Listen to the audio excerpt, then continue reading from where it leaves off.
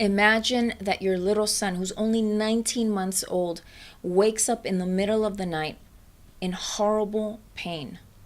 That's exactly what happened to my son just a few weeks ago. So what happened was that earlier that day, I had taken my son and my dog out for a walk. My dog has this retractable leash, which has never been a problem before. Well, on this particular day, what happened was that my dog saw a squirrel. So he bolted. And when he bolted, imagine that my son was standing here as I am facing you. And imagine that the retractable leash, it just kind of kept running. And so it kept extending, and it quickly burned his neck. And then on top of that, it tossed him in this weird way onto this grass. So he ended up with these really bad like burns here from that whole incident. And then he had these cuts on his neck. I remember seeing my neighbor not too long after, and he said, "Oh, you know what? These things happen. Don't worry about it. So it's going to be okay." But it wasn't okay, because just a few hours later, he was still crying from time to time.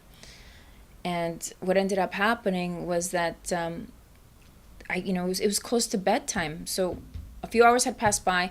I put him to bed. He had his food. He had his bottle. He was tucked in bed.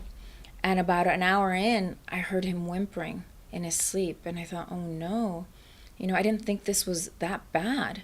I mean, it was an ugly incident, but I didn't think it was that bad. And so what ended up happening was that just maybe an hour and something in, I could hear him crying. So I went in, I consoled him, went back to sleep, and then it happened again.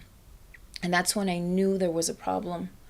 So what I ended up doing was that I ended up calling Dr. Tanya, a chiropractor who's in the West LA area, who's now a good friend of mine. And she said, your son may have experienced something akin to being in a car accident. And so she said, there's a good chance that I need to get there ASAP. If you take him to emergency, they'll check him out, but they won't do what I'm able to do for him. So he wakes up and cries one more time, and I'm on my way. And sure enough, that's exactly what ended up happening. He woke up screaming in pain, poor little thing. So she came over, and she had me look at his arms, and I could see one of his arms was way off. I mean, way off. And so she told me he needs an adjustment really badly. And so in that moment, she literally laid my little boy on me and started doing all of these adjustments. And when she showed me his arms, they were actually level. Now, the very interesting thing was that maybe 5 minutes after she left, my son perked up. He got up. He started laughing, smiling. He started playing. He went from having been completely miserable to being such a happy little baby. And so I was so grateful, and it made me realize that God only knows how many times so many other kids have had really bad accidents, and the parents have no idea of the damage that it's caused, that something might be pinched, that something might be off. And for all we know, maybe those children even exhibit certain kind of negative behavior, and the parent has no idea that it's because of this physical trauma that they've experienced.